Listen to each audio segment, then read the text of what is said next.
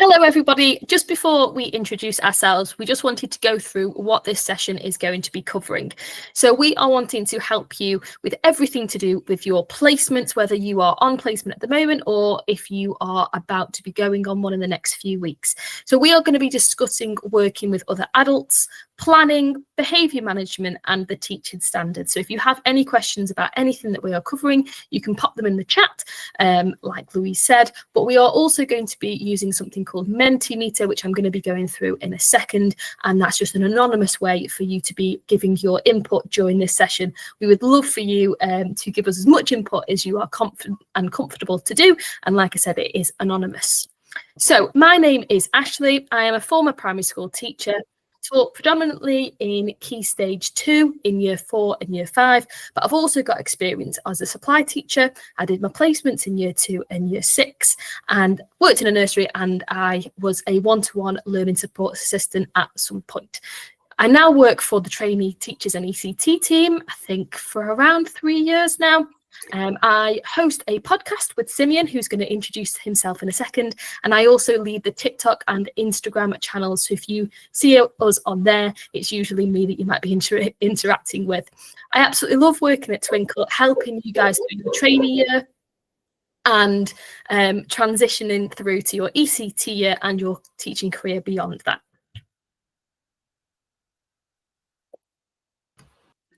And hello everyone, I apologise if you can hear my dog in the background. My name's Simeon and I was a primary school teacher for 8 years. I worked in Year 1, 2, it was a mixed stage classes in that school for 4 years, and then Year 3, 4 for 4 years, and during that time I trained 5 other teachers. So now I work for the Trainee Teachers and ECTs team at Twinkl. I host a podcast with Ashley. We write blogs, create resources. I run our Twitter, Threads and LinkedIn channels. So if you're on any of those, that's probably me you're interacting with. And I write our weekly newsletter, which you should definitely subscribe to because we put tailored content in there that will hopefully be helpful for you, whether you're a trainee teacher or an ECT. And I feel that my job, our job, is to help you feel more confident at the start of your teaching career. So like I mentioned before, we are going to be using a system called Mentimeter, and this is a fantastic way for you to give us your input, your thoughts, your ideas in an anonymous way. So there are 2 ways that you can join Mentimeter, and we're going to ask you to do so if you have ability. So you can either use your camera on your phone and look at the QR code. And if you go over that with your camera, the link will pop up, and if you can click on it, so you can do that on your phone. If you're listening to this on your phone but you have a laptop or something nearby, you can also join it at menti.com, and there is the code there for you to join. The questions will change as we go through this PowerPoint, and I can already see we've got the first one come up. There is the question down the bottom. If you don't mind answering that for us, that would be fantastic. It's what are you hoping to get out of this session? And I can already see that somebody has put in confidence, so that's fantastic. Like I said, it is totally anonymous. I can't see who's put that in. I can see someone has also put understanding. So if you can, if you have the ability, if you wouldn't mind answering that for us. They are going to change as we go through, but if you keep the tab open on your phone, it will automatically change to the questions, so you don't need to worry. If for any reason you've jumped off the tab, the QR code and the other code are going to be on all of the slides that are relevant. So I can also see we've got a few more. I can see clarity, I can see reassurance that are coming through, and hopefully you will feel all of those things by the end of the session.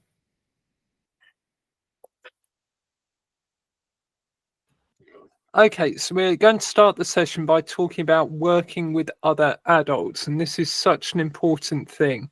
So as we know, teaching as a profession does come with a number of tasks that are not just educating, and in order for your classroom to run smoothly and for you to be successful, you need to ensure that you have effective skills when it comes to working with other adults, and this will not only benefit the children in your class, but you will save time as well, and hopefully this will help you prioritize your well-being and the well-being of the other adults in your class.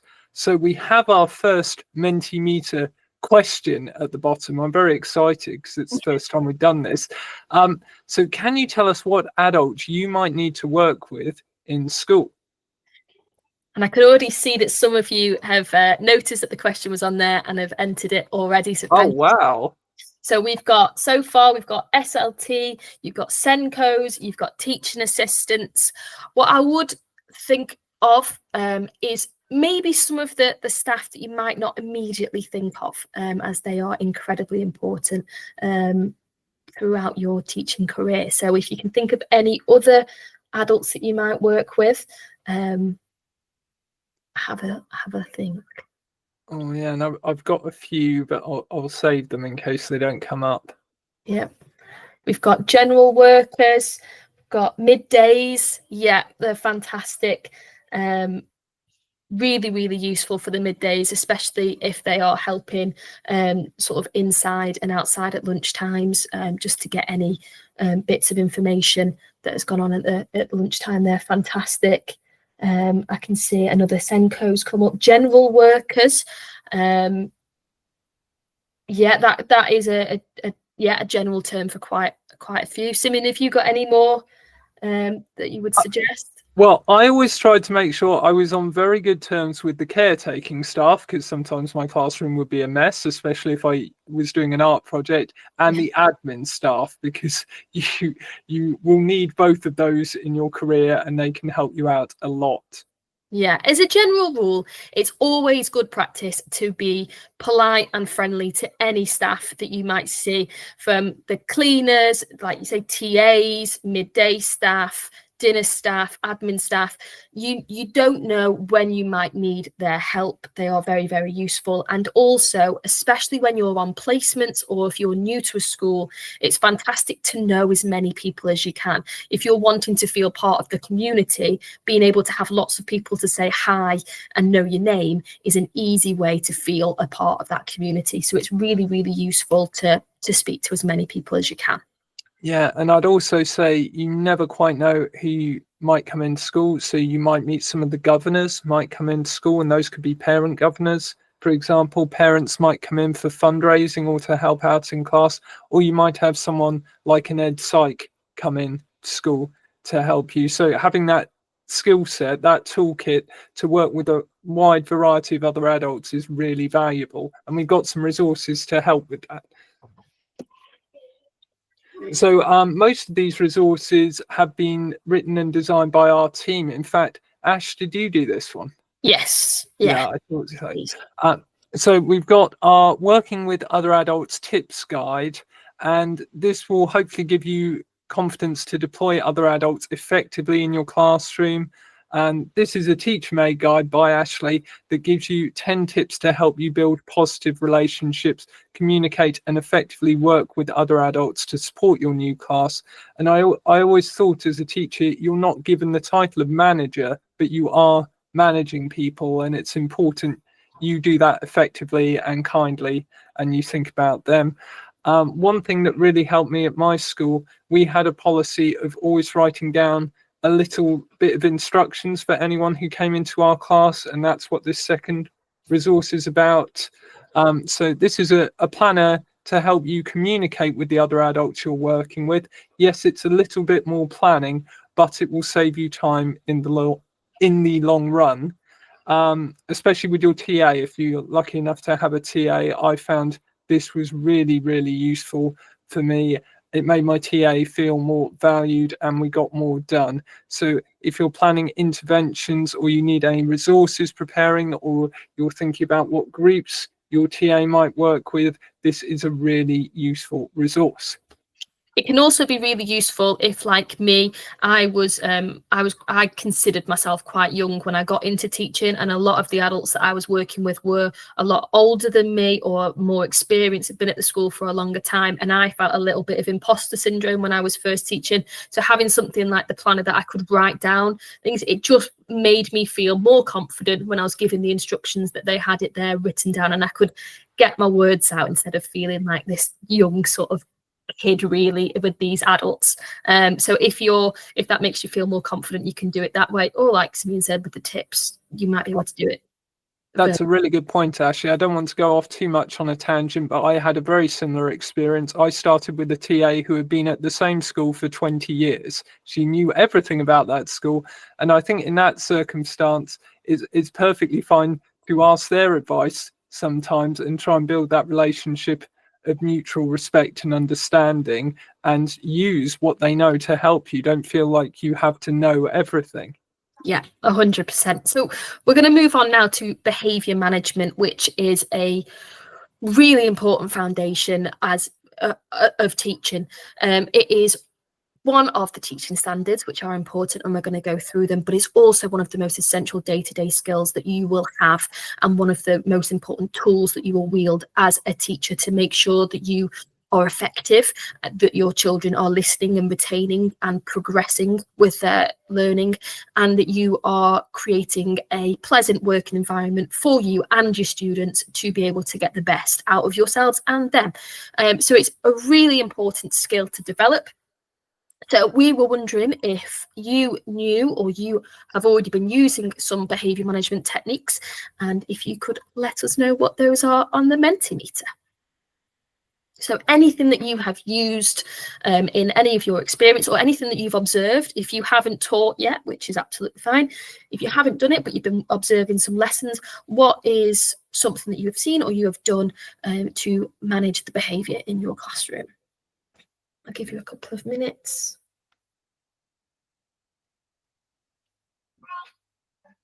So we've got a couple that have come on already. So I've got getting quieter, which is such a useful tool, and it might seem a little bit counterproductive. If your children are getting louder, you might want to automatically match their volume so they can hear you over the noise, but actually getting quieter and controlling your volume and reducing it, actually it makes them, they know that something's different, and they usually then will be quiet to hear what you're doing. So if you start talking really quietly or whispering, they usually, even if they don't notice at first, there might be a few at the front that notice, and then the word spreads and they'll all be quiet just to hear what you're saying. Moving around is also a really, really important one. It's brilliant for you as well, because you can survey the classroom more by moving around. You'll be able to see more. You'll see maybe who's having a little chat in the corner or who might be struggling with the work. You can have a look around, but it's also brilliant for the students because they have to keep concentrating to see where you are, and being in different areas of the classrooms, you might be able to show them some things on the walls and different things. It just helps that way.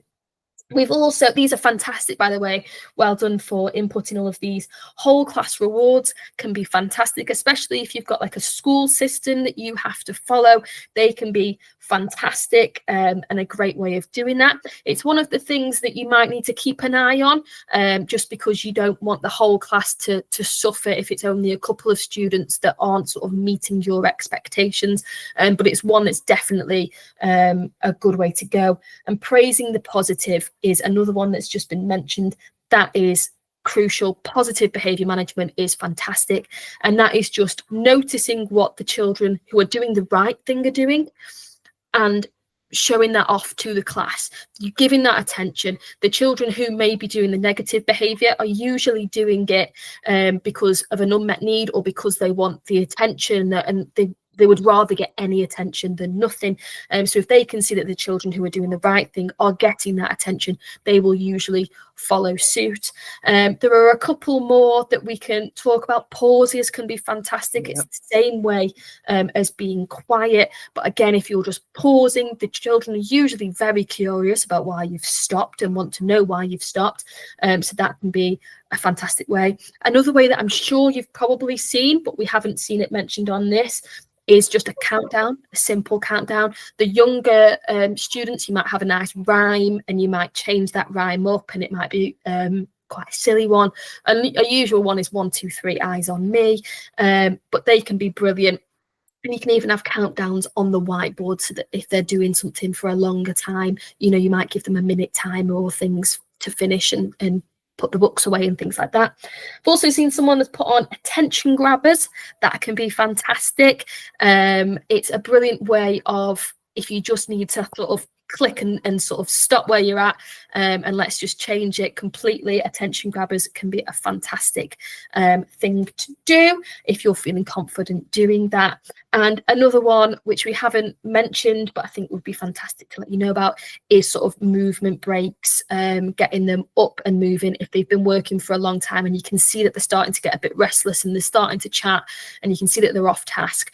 Getting something up on the board, like a dance thing that they can follow or a song, or just getting them up and asking them to do star jumps for a couple of minutes can be a fantastic way to reset them, get them ready to carry on again. I don't know, Simi, I know I've just been waffling them for a bit, but I don't know if you've got any more that you want to add.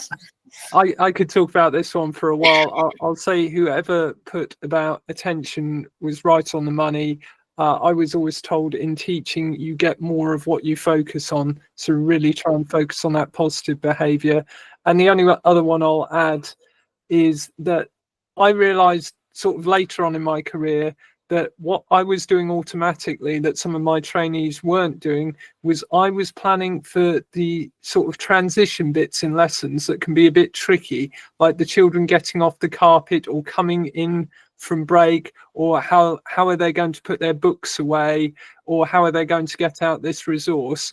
And I think if you look for the moments in your lessons that are a little bit more chaotic and try and smooth those out, you'll quickly automatically adopt that into your practice, and that will take away a lot of behavior problems. Yeah, definitely 100%. And just owning the classroom, being confident, even if you're not feeling it, standing there and looking like you're feeling it, because it will come. It's a fake it till you make it thing. But yeah, being confident, and they'll see that. And having clear expectations as well, so they know what they're expected to do, and being consistent. So we have got some resources. Again, I do want to point out all of these resources that we are showcasing for you throughout this session. We do currently have a free trial at Twinkl, so if you are wanting to download these, you can take out a free trial and then you can download all of these in preparation for your placements, or just if you want to do a little bit of research. But all of those resources and all of the others on the website are free during this free trial. So looking at the behaviour management resources here, the first one we wanted to highlight was the behaviour management mega pack. And this is going to be everything. The word mega is correct in this occasion. It has everything that you need to feel more confident when you're managing behaviour, when you're in your classrooms. So there's information on building rapport with your students, managing low-level behaviour. We have advice and tips from teachers. We have some CPD, sort of long form resources there that you might want to print off and highlight. There's just lots and lots and lots in that pack, and it's just one sort of click and you have it all. The other thing that you might want is this quick behaviour management tips, which is brilliant to sort of print out and have on your desk or pinned up somewhere in your teaching area. And that's just if you are in the middle of a lesson and the behaviour isn't looking great and you're not sure what to do and you can't think of anything, this could be a fantastic way to just have a quick look at it, give yourself a minute, have a look at a technique, and then try and implement it straight away. And that just might be something that just saves you in that moment. So those are two behaviour management resources that we think would be great for you, but there are lots of others on the website as well.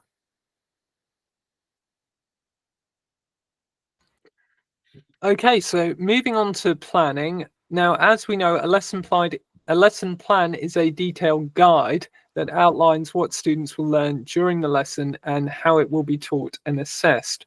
So plans will differ depending on the subject being taught, the specific needs of each student in the class, and your preferred teaching strategies.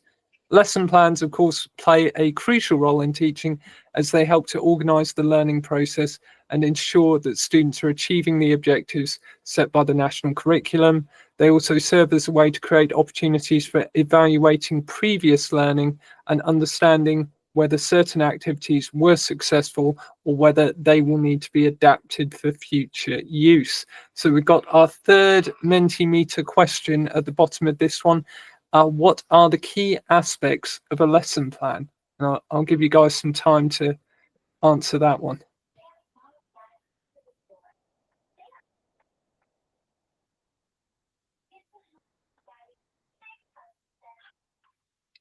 So I can see that we've got a couple coming through.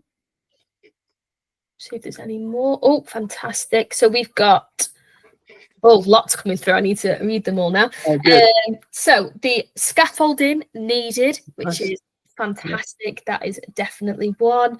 So I'm just going to read them all out, and because lots coming on, and then we can talk through them. So clear learning objectives, learning outcomes, development, starter, assessment, introduction, scaffolding needing, conclusion, and we've got a couple of adapting or adaptive. So that's fantastic. Simi, that's really, really good. Basically, you've all nailed it. I'd say don't forget to have an opportunity for assessment in there, even if it is something very small at the end, like post-it notes or a thumbs up, thumbs middle, thumbs down, something like that. Or I always like to have an example on the board of something I've done, especially in maths, that is wrong, and see who can figure out where I went wrong and put me right. That kind of thing is always very good. Another thing you might want to make room for is a mini plenary, which is where you've got the children going on the activity, you thought they understand it, then you're working with your group or going around the classroom and you quickly realise, oh no, there's a misconception that quite a few children have. And that's when you quickly stop the class, address the misconception then and there, and keep going with the lesson. And those can be real time savers and are really worth considering, but you might not be able to plan them in the lesson plan. You kind of have to do them as they come up. Yeah, and I think planning is one of those things as well that looks a bit different as a trainee or as an ECT than an experienced teacher. There are things that you will be putting on your lesson plans that help you now that you might not be doing in a couple of years because you don't feel like it's necessary. So as a trainee, I always like to make a list of the resources that I would need. If I'd started teaching a couple of lessons a day instead of just the one at the start of my training year, I could get confused with where I'm getting things from, especially with science. If you've got lots of instruments that you're using and different things. So I like to make a list of those. You know, I might want to get out the rulers on the table already at lunchtime and all of that sort of thing. So I used to do that. I also used to write a list of just 2 or 3. I used to like to add some questions that I might want to ask, or some key questions, just in case if I got up at the front and I froze and I couldn't remember anything, I could look at my plan. Oh, that question, okay, and it kickstarts again. And like Simeon said about the misconceptions, I would like to have a quick think what misconceptions might come up and then see if I could plan for any just in case. And I might do it as a little bit in the starter or on the main input of, oh, tell me how I've gone wrong type activity, just so I know that I'd covered them. It's just fantastic with your lesson plans for your evidence as well with your mentors if you're talking through them, just to show them that I have thought about these things. Look, I've written it down. It can be quite a good way to play the game, essentially. Absolutely. Bonus points if you can plan an extension task. Yeah, fantastic. Right, so your resources, Simeon. Okay, onto the resources. So I really like both of these, but the one on the right is a favourite of mine, but I'll talk about them both. So the one on the left is a tutorial resource we wrote about planning. So it's got lots of important information about the various types of plans you'll come across during your career.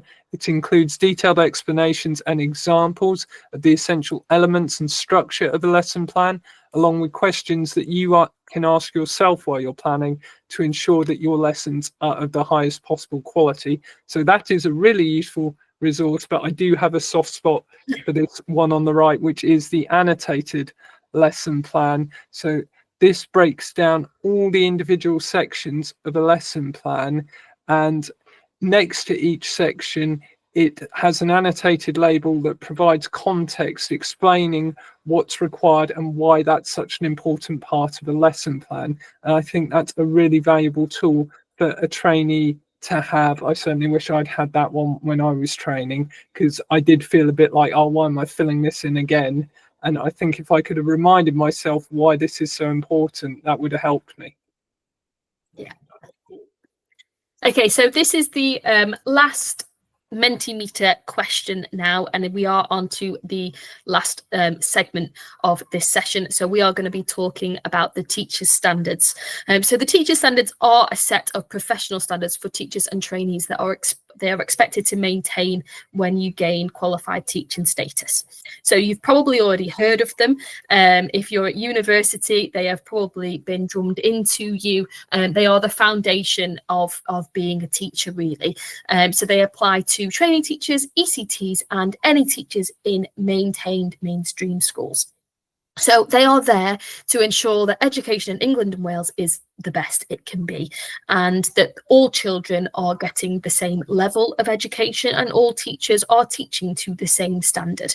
It's whether that's sort of delivering lessons or setting an example, and it also creates a strong level of accountability both on a personal level and within the wider school community. And as a trainee and ECT, you will be assessed against the teaching standards and you will have to evidence how you are meeting those teaching standards. So if you're not sure of them now, by the end of your teacher training and your ECT years, you will be. So we have put the question at the bottom, can you tell us what the different teacher standards are? Now, we are not expecting you to know the exact wording, but if you can think of a theme of which the teaching standards will be, that would be fantastic. There are technically 8 of them, but there's also a part 2 as well. So don't feel like you need to write out the full sentence. I have the sentences here, but I'm not expecting you to do it. That's brilliant as well, because you've all said different ones. So we've got pedagogical knowledge, adaptive teaching, assessment, professional behaviours, and curriculum and assessment. So that is fantastic. Like I said, there are 8 of them, and there are, I'm going to read them off this because I have written them down, because as much as I wish I know them off by heart, I don't. So number 1 is set high expectations, which inspire, motivate and challenge pupils. Oh, I can see a couple of more come through. Good subject knowledge, behaviour management. I think we've got them all. Promote good progress and outcomes for pupils, demonstrate good subject knowledge, plan and teach well-structured lessons, adapt lessons to respond to the strengths and needs of all pupils, make accurate and productive use of assessment, manage behaviour effectively to ensure a good and safe learning environment, and fulfil wider school responsibilities. And there is also a part 2 to it, which is the professional and personal conduct. So, like I said, I think we have put them all down there.